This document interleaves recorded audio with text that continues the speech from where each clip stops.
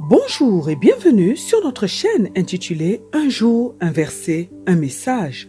Vous aimez la parole de Dieu? Vous appréciez notre travail? Merci de vous abonner afin de soutenir notre page. Merci d'encourager notre travail de sorte qu'il puisse bénir une multitude de personnes. Que Dieu vous bénisse. Notre passage de ce jour est tiré du livre de 1 Pierre, chapitre 3, verset 7. La Bible nous dit, Marie, vivez de même en montrant de la compréhension à votre femme, en tenant compte de sa nature plus délicate.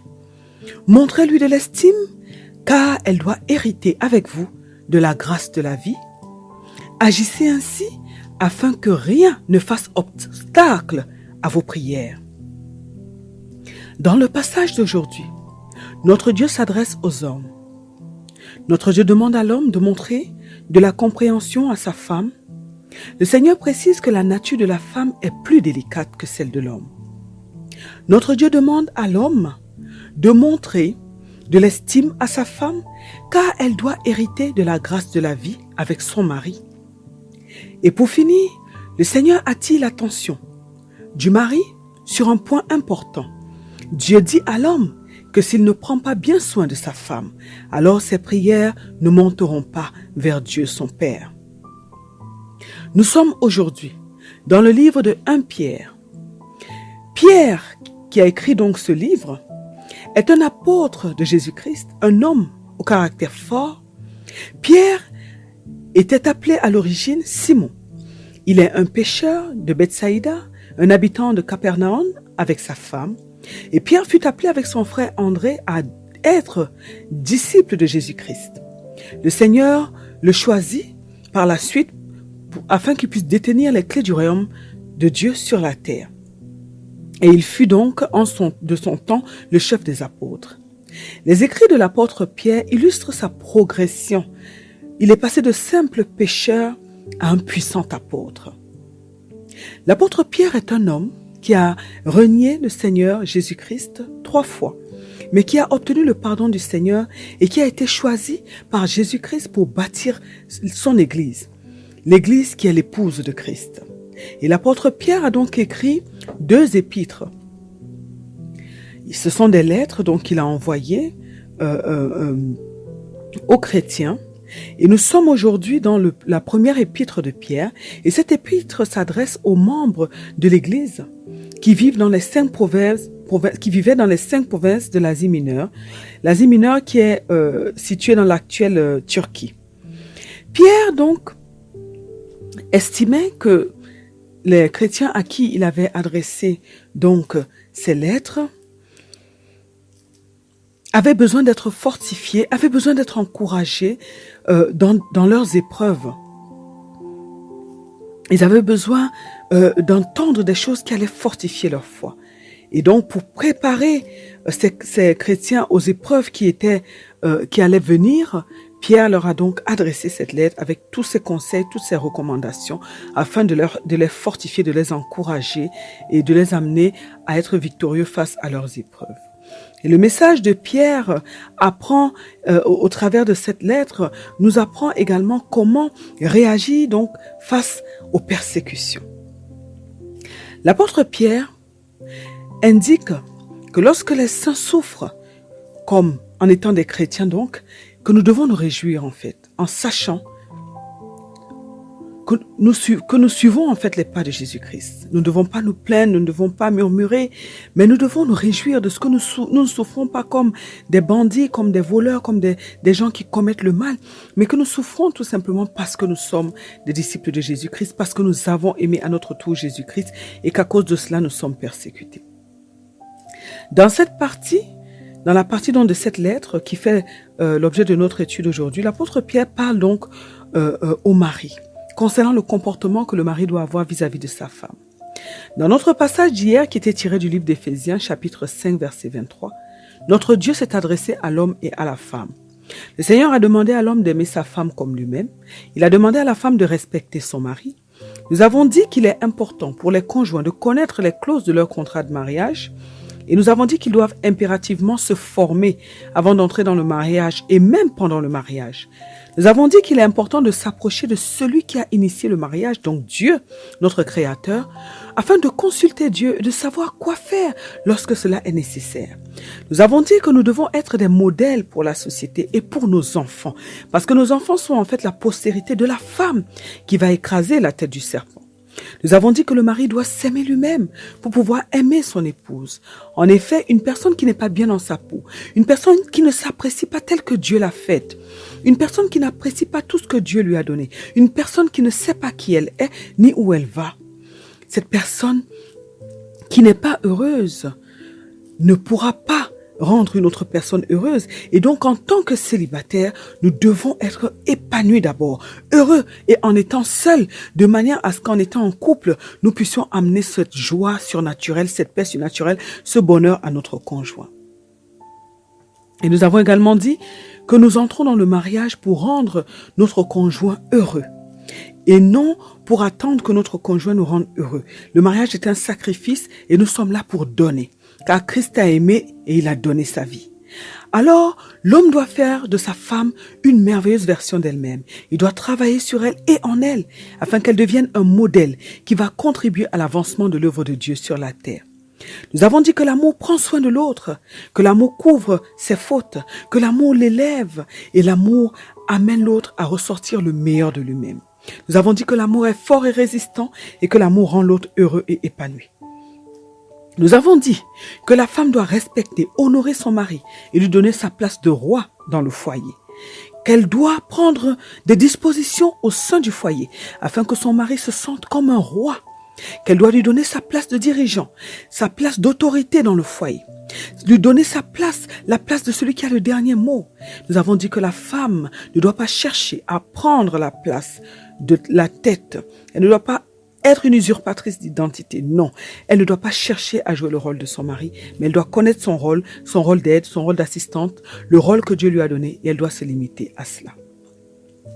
Et nous avons dit que si la femme traite son mari comme un roi, comme un chef, alors elle sera la reine du royaume de son mari et elle sera bénie par Dieu. Nous avons dit que la femme doit prendre soin d'elle-même et qu'elle doit être discrète. Toutes ces choses qui sont vraiment importantes et primordiales pour un foyer heureux. Aujourd'hui, notre Dieu, à travers l'apôtre Pierre, donne encore d'autres recommandations qui doivent être pratiquées au sein du couple. Et l'Éternel dit donc au mari d'être compréhensif envers sa femme. L'homme doit tout faire pour comprendre sa femme, pour comprendre la manière de fonctionner de la femme, pour comprendre sa manière de faire les choses. En effet, c'est très important parce que l'homme et la femme sont des créatures, ils sont humains, mais ils sont différents sur plusieurs points. En général, la femme est beaucoup dans les émotions, dans les sentiments. C'est une personne qui s'attarde sur les petits détails. Elle est une personne qui a besoin d'être aimée. Elle a besoin d'avoir un homme fort près d'elle, un homme sur lequel elle peut compter, sur lequel elle peut s'appuyer. Elle a besoin d'avoir un vrai leader, un homme qui ressortira le meilleur d'elle-même, qui fera d'elle la meilleure version d'elle-même. Et l'homme doit donc étudier la femme qui est faite pour lui, parce que toutes les femmes ne sont pas pareilles, bien qu'elles aient des points communs. Il doit donc étudier cette femme que Dieu lui a donnée pour comprendre sa manière de penser, pour voir sa maturité, pour comprendre son niveau de compréhension des choses de la vie, son niveau de réflexion. Il doit comprendre comment elle a grandi, comment elle a été élevée. Il doit tout faire pour la connaître son histoire, connaître ses blessures, connaître ses expériences. Parce que c'est tout cela qui va permettre à l'homme de savoir à qui il a affaire. Et c'est tout cela qui va lui permettre de comprendre lorsqu'elle posera certains actes, lorsqu'elle aura certaines attitudes, il pourra comprendre d'où cela vient. Alors, ça amènera l'homme à ne pas se fâcher. Et au lieu de s'irriter contre sa femme lorsqu'elle va faire certaines choses qui ne seront pas dans les normes, l'homme va donc comprendre et il sera donc amené à l'aider à changer, à l'aider à comprendre ce qui doit être fait, qui sera basé bien entendu sur la parole de Dieu. Et il est bien que l'homme ait pour habitude de demander à sa femme pourquoi elle fait telle ou telle chose. Ça lui permettra de comprendre comment elle réfléchit. C'est très important. Et l'homme doit donc reprendre sa femme avec douceur, sans s'irriter, sans s'aigrir contre elle, non. Avec douceur, avec amour, et ça l'amènera à changer. L'homme doit donc être compréhensif avec sa femme afin que l'harmonie règne au milieu du couple et afin que la femme ne se sente pas incomprise ni brimée par son mari. La Bible nous dit que la femme est plus délicate que l'homme. L'homme doit étudier sa femme, nous l'avons dit, et même spirituellement. Il doit savoir qui elle est, ce à quoi elle est appelée et quels sont les combats de sa femme. Et il doit la soutenir spirituellement. Il doit l'aider spirituellement à vaincre tous les combats. Parce que nous venons des familles différentes et nous avons des combats qui sont dans notre lignée et qui nous poursuivent. Alors, l'homme doit aider sa femme à sortir de ces combats-là, à dominer sur les combats qui seront les siens, les combats qui viennent de sa famille. Et les deux doivent ensemble être victorieux dans tous leurs combats. Lorsque le Seigneur dit que la femme est plus délicate que l'homme, il ne parle pas de la force physique ou mentale. Le Seigneur parle d'une certaine fragilité que la femme peut avoir. En effet, la femme est très forte mentalement, car Dieu l'a rendue capable de supporter l'insurmontable. Une femme est résistante. Mais elle est aussi fragile d'une certaine manière à cause de ses émotions. Une femme peut être fragilisée par certaines choses si elle ne contrôle pas ses émotions. Et beaucoup de femmes ont détruit leur foyer à cause d'un manque de maîtrise d'elles-mêmes, un manque de maîtrise de leurs émotions. C'est la raison pour laquelle la femme doit beaucoup travailler sur son côté émotionnel. C'est un côté qui agit beaucoup sur la femme. On apprend très tôt aux hommes à contrôler leurs émotions. On leur apprend très tôt à se maîtriser, mais ce n'est pas forcément le cas pour les femmes. Parce que lorsque l'homme est petit, un petit garçon, on va lui dire les hommes ne pleurent pas, un homme doit être capable de se maîtriser, mais ce ne sont pas des choses qu'on dit régulièrement aux filles, aux jeunes filles. Alors la femme n'apprend pas très tôt à développer ce côté-là. Et parfois, donc, elle est fragilisée par ses émotions. De plus, la femme est par nature plus raffinée. Elle a été tirée de la côte, tandis que l'homme a été tiré de la poussière. Et donc, elle a ce côté raffiné, elle est plus délicate dans sa manière de faire les choses. Elle n'est pas brute, elle n'est pas rude, à part certaines femmes qui sont dénaturées. Mais la femme est douce, la femme est raffinée, elle aime des petits plaisirs délicats. Ça, c'est la femme. Elle est plus sujette à prendre soin de sa personne. Elle a besoin d'attention. La femme a plus besoin d'attention. Alors l'homme doit tenir compte de cette nature délicate et il doit donc faire attention à la femme. Et l'homme doit montrer de l'estime à la femme, nous dit la parole de Dieu. Ça veut dire qu'il doit lui montrer qu'elle a de la valeur à ses yeux. Il doit la complimenter. Il doit lui montrer qu'elle est importante, qu'elle compte énormément pour son mari. Il doit la féliciter. Et estimer une personne, en fait, c'est lui montrer qu'elle est importante, qu'elle a de la valeur, qu'elle compte énormément. C'est l'apprécier et ceci au quotidien. Nous avons dit que la femme a besoin d'attention. Les femmes aiment lorsque leur mari leur donne de l'attention, leur montre qu'il n'y a pas d'autre femme comme elle. Lorsque leur mari leur montre qu'elles sont les seules qui existent dans leur vie, les femmes les plus importantes de leur vie, c'est très important. Et c'est très important dans la vie de couple. Certains hommes, lorsqu'ils courtisent une femme, la comblent de belles paroles, même de cadeaux, lui donnent des éloges. Et une fois qu'elle devient leur femme, une fois qu'ils ont acquis la femme, ils arrêtent de faire ces choses. Et à ce moment-là, la femme se sent un peu trahie, elle se sent un peu trompée. Ce qui n'est pas bien du tout, et ce n'est pas du tout ce que notre Dieu demande à l'homme de faire. Le Seigneur demande à l'homme donc d'estimer sa femme. Ainsi, peu importe ce qu'un autre homme, c'est-à-dire qu'un homme qui va estimer sa femme va en fait protéger son couple, va protéger l'amour de sa femme, parce que il y a des hommes dehors qui peuvent être attirés par la femme de notre homme, et il y a des baratineurs. Et lorsqu'un homme va prendre l'habitude d'estimer sa femme, de l'apprécier, de la féliciter, de lui montrer qu'elle est tout pour lui. Lorsque, bien entendu, en mettant l'orgueil de côté, parce que beaucoup d'hommes ont peur de se livrer, beaucoup d'hommes ont peur de montrer, ça passe parfois comme une faiblesse, ce qui n'est pas le cas. Mais lorsque l'homme fait ça, il se protège quelque part.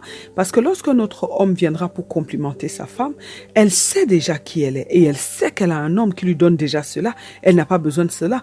Alors qu'une femme qui manque d'attention peut vite se tourner vers un autre homme qui va lui donner de l'attention. Bien entendu, nous ne sommes pas en train de parler des filles de Dieu qui sont accomplies, qui sont matures, qui savent qui elles sont. Mais n'oublions pas que le tentateur rôde et que la tentation est toujours à la porte. Donc l'homme doit faire cela. C'est très important. Et une femme à qui on donne ce traitement va savoir qu'elle est toujours importante pour son homme, parce qu'il y a des moments où on se pose des questions dans le couple, où on se demande est-ce qu'il m'aime toujours? Et ça c'est notamment des questions que les femmes se posent. Donc c'est très important de rassurer la femme, c'est très important de lui montrer qu'elle est importante. Et Dieu veut que l'homme veille sur la femme et qu'il fasse d'elle une femme épanouie, de sorte que tous les deux ils puissent hériter donc du royaume des cieux. Nous avons vu dans les passages précédents que l'homme doit veiller sur sa femme spirituellement. C'est très important parce qu'il est en fait un élément qui va aider sa femme à hériter le royaume des cieux. Donc c'est très important. Le Seigneur demande à l'homme de bien traiter sa femme parce que lorsque la femme est heureuse, c'est l'homme qui est béni en fait et vice-versa. Et lorsque la femme est bien traitée et que son cœur est heureux et loue son mari, le mari trouve à ce moment-là grâce devant Dieu et cela agit sur les prières du mari, ça agit sur la relation du mari avec Dieu. Parce que l'homme qui prend soin de sa femme est en fait en train d'obéir à Dieu et nous savons que Dieu aime l'obéissance. La Bible nous dit que l'obéissance vaut mieux que le sacrifice. Dieu aime l'obéissance. Dieu aime lorsqu'on fait ce qu'il nous demande. Aussi, lorsque l'homme fait son devoir, il est en train en fait de protéger sa vie. Il est en train de préserver sa relation avec son Dieu et il est en train aussi de préserver ses bénédictions. Nous comprenons alors que prendre soin de son conjoint est très important parce qu'on ne joue pas avec Dieu. Et lorsque Dieu nous demande quelque chose et que nous ne le faisons pas, nous sommes en train de nous fermer des portes à nous-mêmes. L'harmonie au sein du couple est donc une source de bénédiction. L'harmonie au sein du couple est une source de bonheur et c'est ce que les conjoints doivent absolument rechercher. N'oublions pas que la Bible nous dit que Dieu a dit que les deux deviendront une seule chair. Ça veut dire qu'ils deviendront vraiment un couple tellement harmonieux qu'on aura même du mal à distinguer. Mis à part le physique, on aura du mal à distinguer l'homme de la femme parce que les deux verront les choses de la même manière, ils iront dans la même direction, ils penseront, ils auront le même langage. C'est très important. Alors, mes bien-aimés dans le Seigneur Jésus-Christ, nous avons compris ce que Dieu demande à l'homme à travers ce texte. Nous avons compris que l'homme doit tout faire pour que sa femme soit heureuse, épanouie. Il doit la choyer, la complimenter, l'estimer, lui donner de la valeur.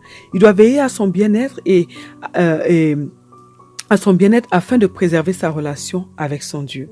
Alors mes bien-aimés frères dans le Seigneur Jésus-Christ, décidons aujourd'hui de faire la volonté de notre Père.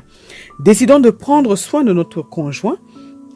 Donc pour les hommes, de prendre soin de leurs femmes et pour nous les femmes de prendre soin de notre mari, selon donc les recommandations de Dieu et le bonheur et la grâce de Dieu nous accompagneront tous les jours de notre vie. Prions. Aujourd'hui, afin que Dieu donne la capacité à l'homme de comprendre dans un premier temps et d'accepter dans un second temps la volonté de Dieu pour son foyer. Prions afin que Dieu donne à l'homme la capacité de prendre soin et de rendre sa femme heureuse tous les jours de leur vie, qu'il la comprenne, qu'il l'estime et qu'il la traite avec beaucoup de douceur. Prions afin que Dieu donne la capacité à l'homme d'être sans cesse conscient du bonheur de que le bonheur de sa femme dépend de l'exaucement, que du moins du bonheur de sa femme, dépend l'exaucement de ses prières, dépend aussi sa relation avec son Dieu, au nom puissant de notre Seigneur Jésus-Christ. Amen. Que Dieu bénisse votre journée, que Dieu vous bénisse éternellement et à très bientôt sur notre chaîne Un jour, un verset, un message.